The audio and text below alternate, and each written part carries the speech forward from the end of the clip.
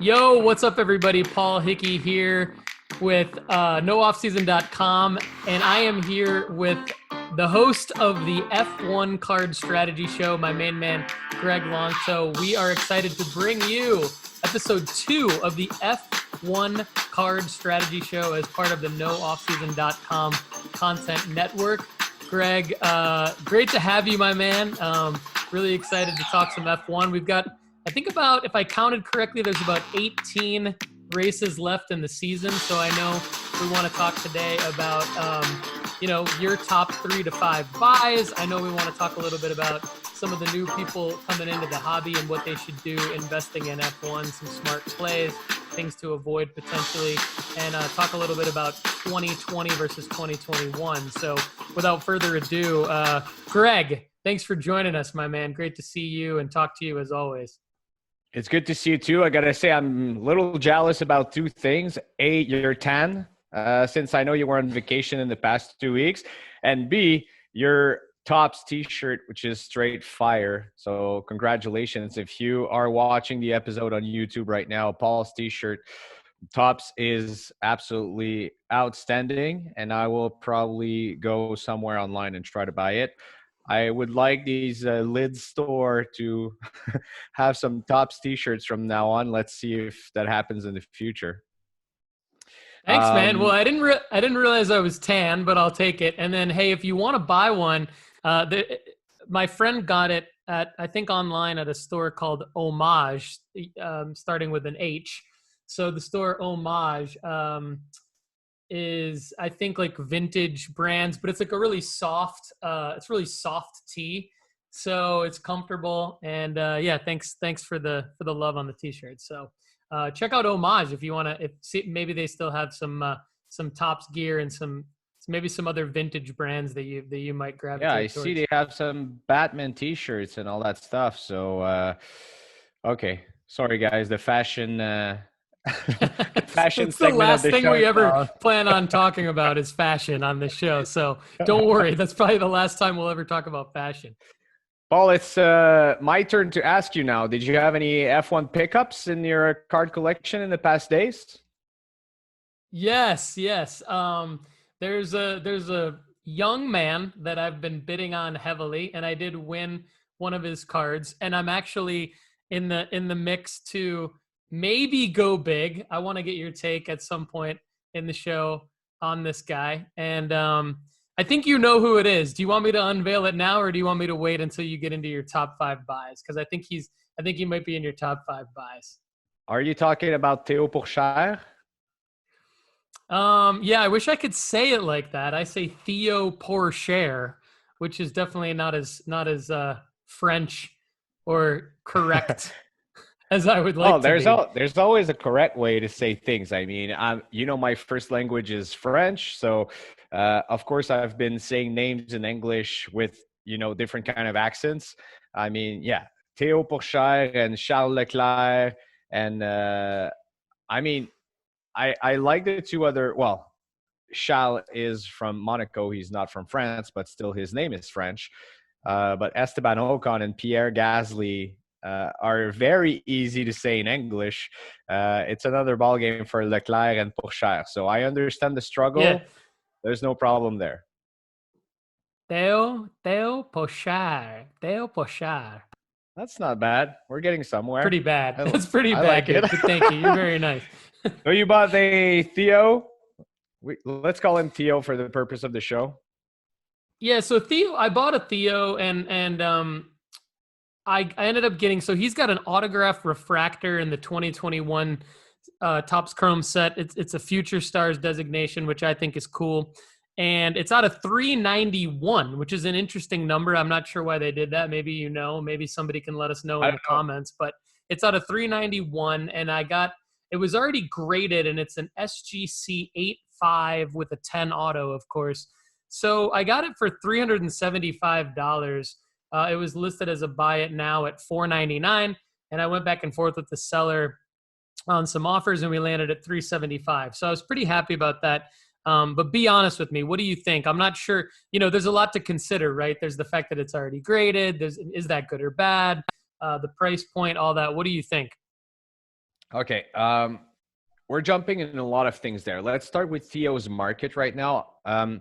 Since the beginning of the season, Felipe Drugovich, which is probably he's Brazilian, so it's probably a name that I am butchering also in English. But all of that to say, Drugovich was leading the F2 championship until Theo passed him. Theo has a lot of hype around him. He will most probably make it to F1 before long. All of that to say, I'm saying this on the podcast, but everyone kind of knows that. Every F1 collector, every F1 connoisseur knows that. I think he's still a buy right now because his market is only going to go up while he extend his lead in the championship. Hopefully that's the case.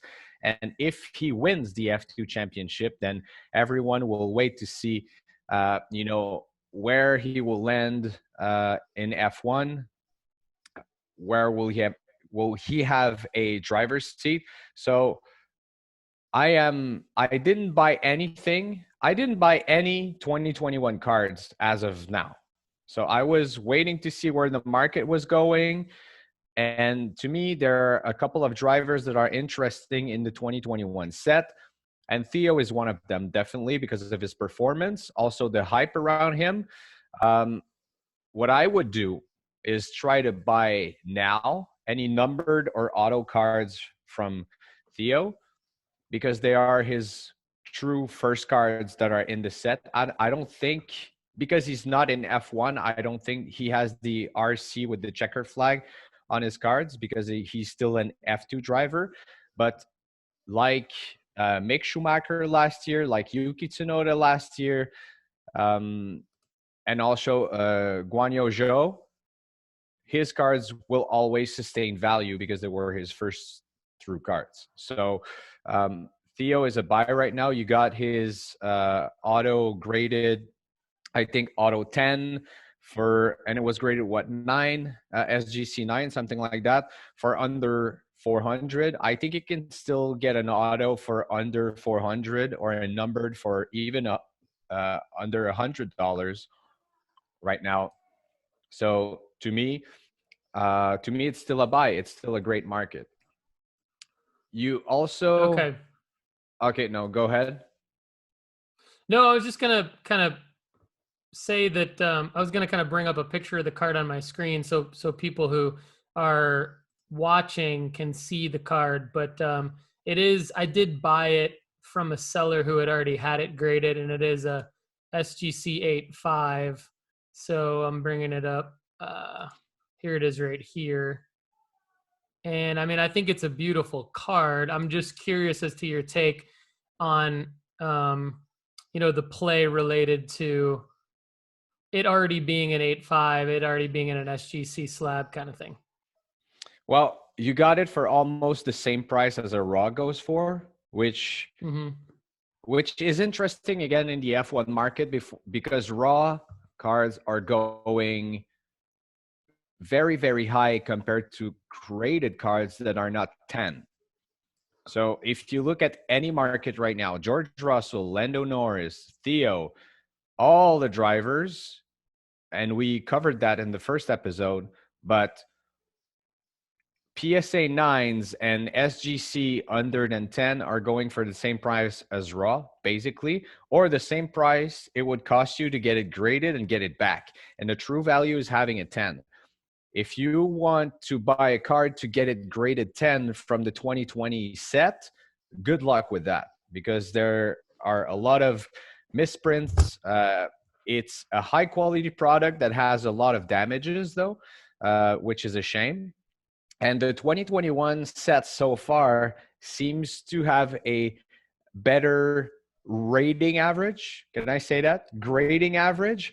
The scores are better. And that's, before we go on to the other drivers to buy right now, this is probably, if you're new to the F1 market and looking at this market right now to invest in, and you want to buy the 2021 set, just make sure you're aware that the set was released just a few months ago, couple of weeks ago, a couple of months ago, and that a lot of cards were sent.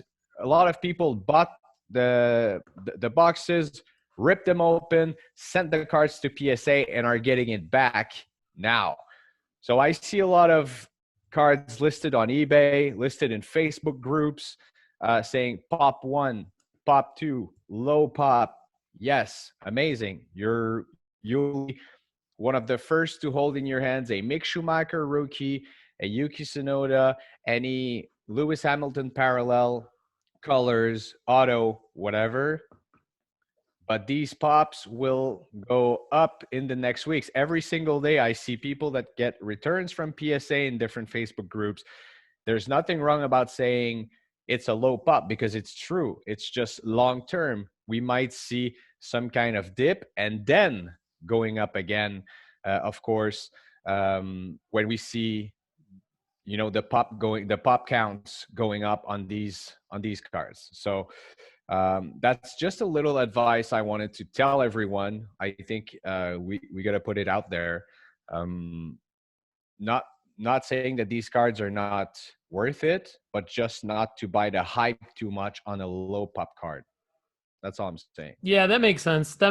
And so while we're still kind of on the topic of Theo, I just wanted to say this this orange auto out of 25 still has 2 days left. I do have a bid in on it. I've lost my high bid, so I'm not going to bid against myself, but I am going to try and see what. Now it's interesting. This ends Sunday right before the race starts. So I don't know if there's strategy there. There probably is, right? So good job by the seller there. I think I'm going to see where this card's at bid wise, and if it's, gosh, I think this could go for like $2,000 potentially, and that's going to be way out of my price range, unfortunately, for this card, because this PSA 9 auto out of 25. I mean, that's the kind of banger you really want if you're going to prospect. I think my auto out of 391 in an SGC 85 is a budget play that could pay off, but gosh, I mean, this guy's already selling for quite a bit. I'll let you talk, but I'll pull up some sold data on Theo here before we move on. I mean, you can see just all of Theo's cards, everything from a auto refractor raw going for 338 a couple days ago, 338 US dollars. You've even got just his regular. I guess this isn't necessarily a regular card. It's a refractor, purple flag refractor out of 199. So it's pretty nice, going for 86. A lot of people buying Theo is my point. So like you said earlier, I mean, the F1 market already knows about him. They're already buying him. If you're new into F1, I think the thought around the F2 drivers and the fact that it is their first card, it is their first auto, it is like a prospect card in a Topps Chrome set. I think Greg and I have talked about it before. Like, you kind of have to think creatively if you missed the boat on guys like Lewis, Max, etc. So yeah, Theo's definitely someone that I'm happy that Greg thinks that it was a good purchase overall, because I kind of did my own little research and just checked. All I did was I just checked the F2 standings, because I'm invested in Oscar Piastri also. So basically my thought process was, how can I hedge my bet against Oscar Piastri? Oscar Piastri is not in the news right now, so he's kind of going through a lull. So I'm holding a bunch of his cards. So my thought was, he's not making any noise. It's probably not a bad time to buy more Oscar, but I've already got so much Oscar. Is there anyone else that's coming up in F2? And I just saw Theo was dominating, started researching his cards and said, okay, if I can get one in my price range, let me roll the dice. Yeah, I know you have a lot of Oscar. Oscar's definitely a buy or hold at the moment. Where I like the Theo play is that he's first in the standings. Yes, only 2 points leading on Drugovich. But if you look at the rest of the field, there's kind of a margin, and I can't wait to see on the next race in Barcelona what's going to be what's it going to be, the results. And I mean, if he extends his lead and ends up winning the championship, there's going to be a huge hype around Theo. That's for sure. So that will be my play. That's why I was talking about Theo, because the same as other guys in F1, if you believe Theo can make it and win a championship in F2 this year, uh, that, that that's an interesting play. So what I'm going to do, buy Theo now and sell it at the end of the season, because his prices Okay. are going to go up for sure, and there's going to be huge hype around him. Um, if you look at, I know Lawson also had a good hype around him. There's Vips, but also you got to look at who will probably land in a driver's seat in F1. There was huge talks about Fittipaldi last season, Yeah. that he would get. Okay. So that could probably be the case, but there's as well as I do, Paul. It's always some kind of gambling. So that's why in the F2 drivers, my sure shot, my bet would be Theo. I would, if you have some play money, or you're collecting all these F2 drivers, I would probably, uh, you know, dip my toe in the Lawson market, because I know there's some hype around him, and also probably Fittipaldi. Interesting. I'm glad you brought up Fittipaldi because I recognized the name immediately, and Yep, all it took was one Google search, and I'm like, okay, this is Emerson Fittipaldi's grandson, I believe. If I'm getting that correct.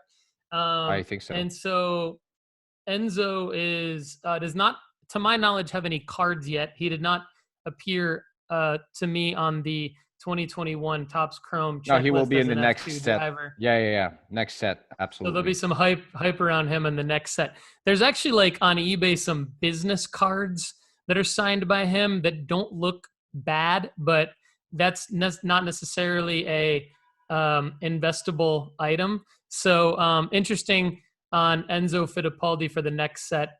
No Yeah, so problem. it's interesting to see Enzo Fittipaldi there as a potential F2 chase in the next set of it'll be interesting to see what Topps does, right? Like 2022 Topps Chrome F1, or do they surprise us all and have some sort of series 2 like they do in baseball? It's still a new frontier here. My money's on just them waiting till next year for the 2022 set. But yeah, good stuff on the F2 prospecting. Yeah, I mean, it's good to see that, like all markets, we're going to look at next rookies and, who's going to have value and the next sets. And 2022 is definitely one to look for. You made a comment about, you said if you missed out on Max and Lewis. And I think it's pretty interesting because these two right now, even though Lewis Card has been, I don't know if you saw that, but his super fractor one-on-one went for 900,000 on auction last week. Uh, when you look at his market right now, there's a great opportunity to invest in, um, arguably one of the GOAT in my opinion, but one of the GOATs if you're a Schumacher or other drivers in this conversation.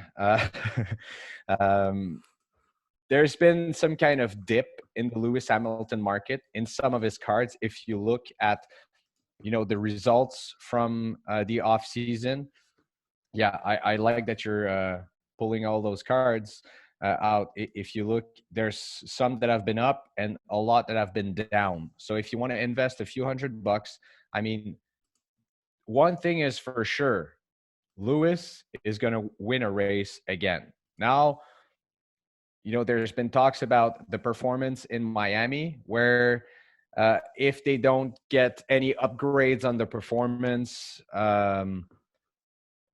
Mercedes is going to turn everything they have on focusing on 2023 and the engine and the car for 2023 season. Lewis will still be there. That's for sure. He doesn't want to leave his legacy in F1 by not performing as well as he has been um, in the past seasons. Of course, he already has 7 world titles. And remember, I mean, Lewis Hamilton just played golf with Tom Brady. This is where F1 is going now. And I don't know if you saw the tweet, but Tom Brady, who is one of the best to to follow on social media, said, "Hey, just a guy with 7 world titles and Tom Brady." Yeah, so, that's amazing. I mean, so yeah, he's cultural relevance, right? And I mean, I think we all know now that he put in a bid with an investment group to try to buy the Chelsea Chelsea as well. franchise in the Premier League, and he's 37 years old, but he's not going away. You know, I would have a hard time believing that he's going to retire from F1 anytime soon. But even if he does, and that's just my personal opinion, but even if he does, like to your point, yeah, he's not going away cultural relevancy wise. So yeah, I still think he's a good investment as well. And like you're saying, could be a great time to scoop him up right now, because interesting to hear you say that he will win a race this year. I had a thought similar to that earlier this morning while I was just thinking about prepping for the show. And yeah, he's down, and it's good to see Yeah. that this is like performance related, you know, because the goat doesn't win a few races, and you can go scoop him up and make some money, huh? I love Lewis, so it breaks my heart to see him down. But at the same time, I like investing in him. So that's a great opportunity, I think, in his market to invest. So everyone, if I mean, of course, Lewis Hamilton, PSA 10s if you can afford them, but also if you get some, short prints, PSA 9s, you have a great opportunity there, and even raw cards. That's where I would go. Of course, a lot of his market is focused on the portrait and short prints, as you can see, but a lot of the parallels on the sapphire sets. So all of those, and if you can get a numbered parallel on the sapphire set, these hold a great value as well. So anywhere, set up a budget and try to get something in that budget. That track tags also card is, I think, a great investment, because it's the only this track tags insert didn't come back in the 2021 set. I think it looked very cool. And see on the 7-day, you can see on the screen, 7-day market, a drop of 19%, and 30-day market, a drop of close to 12%. So what I think is that this is a great opportunity in the market, because he's going to go back up. Once again, next year, there'll be a race in Vegas. That's a lot of marketing involved. Lewis Hamilton doesn't want to go away, not making it to Q3, and not making it in the points. So, yeah, go ahead and invest in Lewis Hamilton if you believe in him. And also his rival from last year, Max Verstappen, who is, Max is not, how can I say that? Charles is a lot more marketable than Max. I think we can agree on that. And Max didn't finish the first race of the season. He won the other, like a DNF on the third, and then won the fourth race of the season. Now going to Miami. We'll see where it goes performance-wise, but I didn't expect the F1 market to be driven so much by performance, and now it seems it's the case. I believe Max is on a great path to, the race for the title this year so far is between Charles and Max. And Charles had a tremendous increase in prices, like crazy prices. And Max didn't see that again. So imagine if he wins the world title once again, if he's a 2-time world championship in a row, I see a huge opportunity for his market to increase. That's why I invested in Max Verstappen. Would have never said that last year at the end of the season, but I invested with some cards with some I already sold back, and some that are right now at grading at PSA, and another that I'm keeping raw and see where it goes. So yeah, I would definitely. These are my 3 buys so far: Theo, Lewis, and Max. Love it. I really like your track tags call. It seems like we've got some comments from our Facebook group as well. So Sports Card Strategy Facebook group on the track tags insert. And there seems to be like a growing sentiment that collectors of F1 actually really like that insert, but it happens to be super affordable. And I wonder if it is short printed. I want to say that it is, but I don't really have any proof for that. And so it's interesting that, you can go get a track tags PSA 10 of Lewis for less than $230 in theory right now. I mean, those have been the last few sales. So yeah, if he wins a race or even just even a good long-term hold, because like you said, he's the GOAT. And then as far as Max goes, yeah, you're looking at like what, a 25-year-old driver that's already won a world championship. And, he's the threat, dare I say, the favorite to win every time out there. So performance driven, there might already be some winning built into his pricing, but there's probably not another world championship built into his pricing, to your point. So if you buy him now and he wins another world championship, I think you'll be doing well. And I made a bold prediction inside the Sports Card Investment Report at nooffseason.com. So if you were to join there and read the Max write-up, you will see that I make a bold prediction about I know Lewis's card just went for 900,000, the 1-of-1 super fractor. It was a PSA 7. My prediction is that there will be a Max card within the next 12 months that will go on golden auctions for a large amount of money as well. And I heard the guys at Card Talk Pod in their recent episode talk about if the Max 1-of-1 super fractor, say it was a PSA 7, we don't know if it's been graded or where it is, but what would that go for versus the 900K that Lewis went for? And the guys were kind of saying maybe around 75K. Well, that would be a steal if you were able to buy a card like that for 75K and then he wins another world championship, because I think if he wins another world championship and he's still only 25, 26 years old, what I'm trying to say is there could be a Max $1 million card out there sooner than we actually think. I kind of disagree with you. With you because yes, the market is performance driven, but there's also a lot of factors. And in the last months, if there's a point that I'm not trying to understand, is the hobby logic. And some people are great, no, but just look, let's go into soccer market right now. Who's the hottest soccer player on the planet, performance-wise, right now? Undoubtedly, Karim Benzema, right? Karim Benzema. Did you look at his prices? No. Yeah, I feel like there's no love at all. Yeah, exactly. At all. And the guy has been like, he scored 2 hat tricks or something. He has something like 10 goals in the Champions League so far, and no one cares. No one is buying him. So I'm not saying it's the same for Max, which is, pretty young still, but from this point to get him to $1 million card, and I might be completely wrong.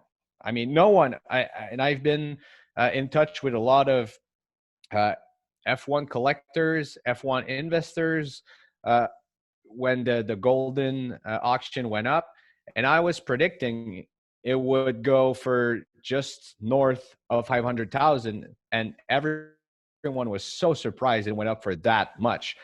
So for Max to join Lewis, I mean, Lewis Lewis is still Lewis. When you look at Lewis Hamilton, he is bigger than F1. He's just like Tom Brady's bigger than football, just like Michael Jordan, LeBron. He is in that class. So I don't think Max can reach that. I don't think he has the marketing potential to reach that, even though his fans, they love Max Verstappen. And I mean, he's becoming more and more likable. He's becoming more and more funny when you see him in interviews and all that stuff. But I think there's a big, big margin before he reaches these prices.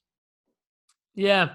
Yeah, no, I think it would have to take the right card in the right grade, and I think he would have to win another world championship. And I think that that's kind of where my bold prediction comes from, is that I could see him being polarizing enough, sort of as the villain, quote unquote. Now his fans obviously probably don't think he's as much of a villain as like Lewis fans do, but my guess is that they still probably like that he's a little bit of a villain, and that Red Bull is kind of a little bit of like the heel, if you will, of F1.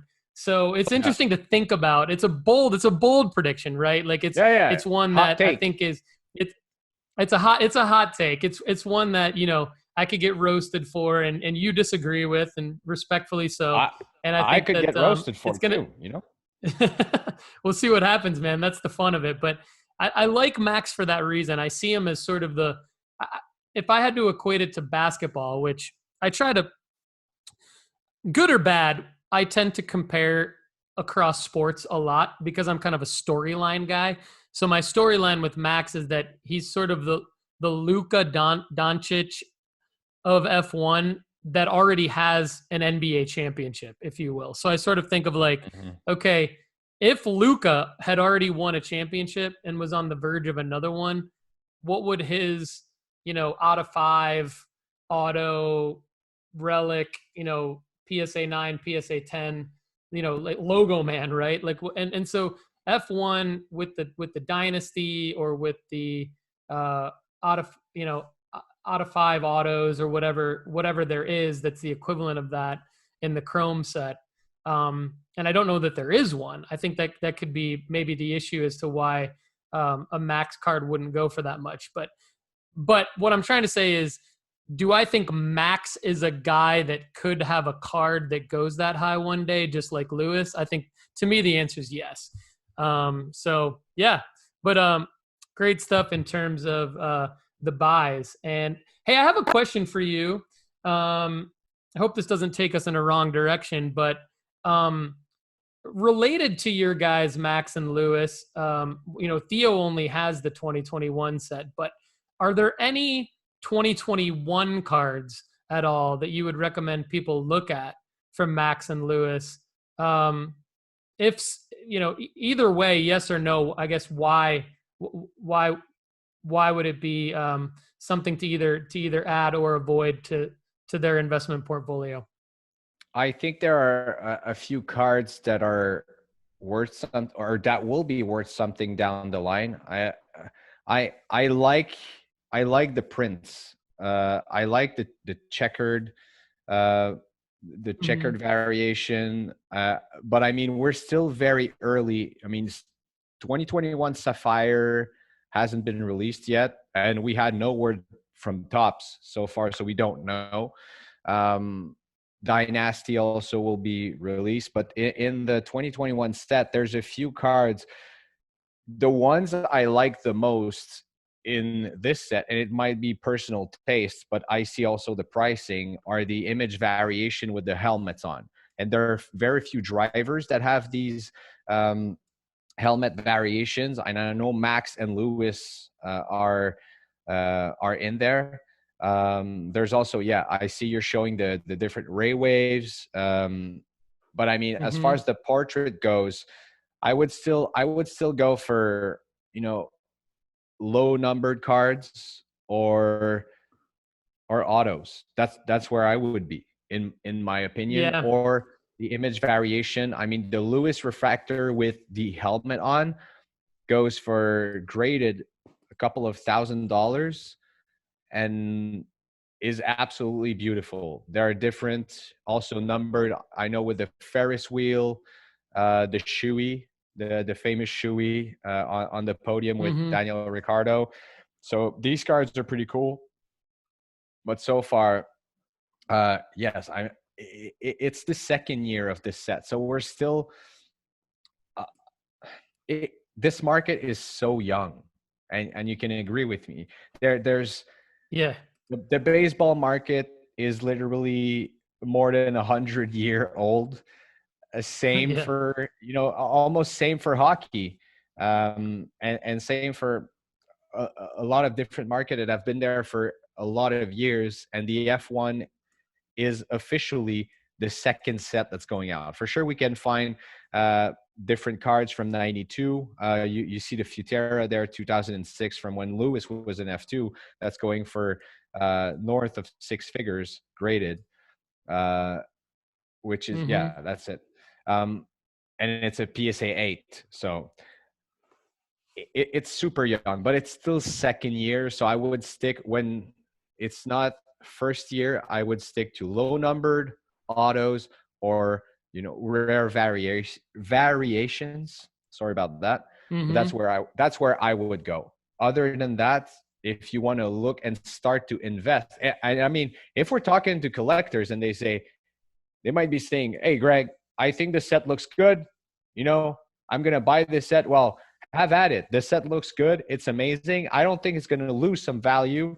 If you want to go Lewis portrait, rainbow of all the checkered, go ahead, do it. But as far as investment goes, if you're saying I'm looking to start and invest in the F1 market, as far as these two drivers, I would stick to 2020 or the three different criterias I gave you guys. So that's where I would go. Love it. Yeah, there's just super helpful because there's just so many different cards already, even just in the 2 years. And then you throw in Sapphire, obviously. Hey, before we wrap up, I wanted to ask you, what have you been buying? And I kind of know the answer. So if you don't answer with the answer that I think you're going to, then I'll just follow up with what you shot me the message on that you've been buying, because I'm curious about that. In F1, you mean, or at all? My In investments right F1. now. Yeah. In F1. Uh, I bought different investment lots because there were different cards in there that I was interested in. So I invested in different drivers. Like I said, I'm looking right now for a Theo Auto, but I bought Lando. I bought a bit of Carlos Sainz, which just small small word here on Carlos Sainz. His market cannot be any lower than right now. He didn't finish the last two races, even though he signed this long contract. Carlos Sainz is a driver for Ferrari. He's going to win races. So you should probably invest for very cheap. That's it. Not saying more than that. There was a little Carlos Sainz in there, but there was some Lewis Hamilton and Max Verstappen. So yeah, I've been buying these guys. Everything we just said in the podcast, that's where I went. And also Lando. I think Lando and George, for some reason, their markets are not Yeah. going up as much as they should be. They've been on the podium this year. George is Mr. Consistent with not even a great car. So when he wins a race, it's still going to go up. I believe George Russell will be a world champion one day before long. So that's where my money is right now on these guys. Mostly three British drivers and Max and Theo. I still like George and Lando as well, my friend. I am still buying them.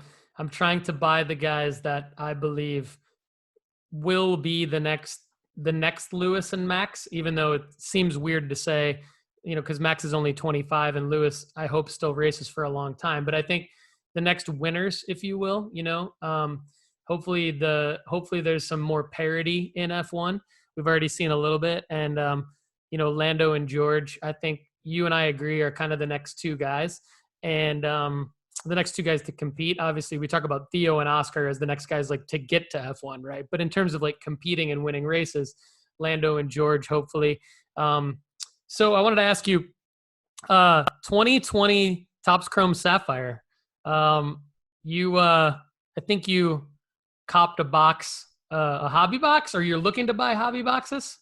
I'm looking to buy a hobby box, but it's not F1. It's Champions League.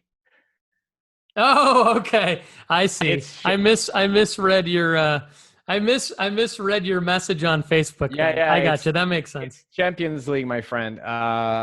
Yeah, I would like to buy a box of Topps Chrome Sapphire F1.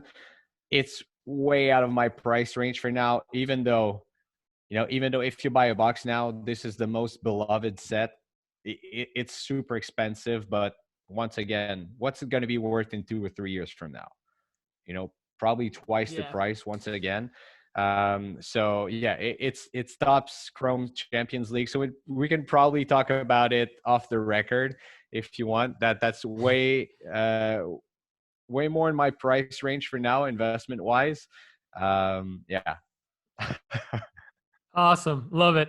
All right, everybody, join Greg and I on the Sports Card Strategy Facebook group. We'd love to connect with you and meet you. We really appreciate you watching and listening. Go to sportscardstrategy.com for the quick link to subscribe to the F1 Card Strategy Show as part of the Sports Card Strategy feed on Apple, on Spotify, on YouTube, and to get the quick link to join the Facebook group. And definitely remember to check out nooffseason.com, our sports card investment report. We would love it if you upgrade to that premium membership, and you can save 20% by using the promo code NOOFFSEASON, all lowercase. And of course, the graphs and charts that you've seen and heard about on today's show are brought to you by marketmoversapp.com. If you want to upgrade to the premium version at marketmoversapp.com, use the promo code NOOFFSEASON and you can get your first month for only $1. So not much risk there. There might be some risk in investing in F1, but there's not much risk in checking out marketmoversapp.com for only $1 for your first month. Greg, anything else you'd like to add before we sign off? I think we covered everything we wanted to cover. We'll talk in 2 weeks from now. Awesome, everybody. Hope you'll tune in later and have a great day.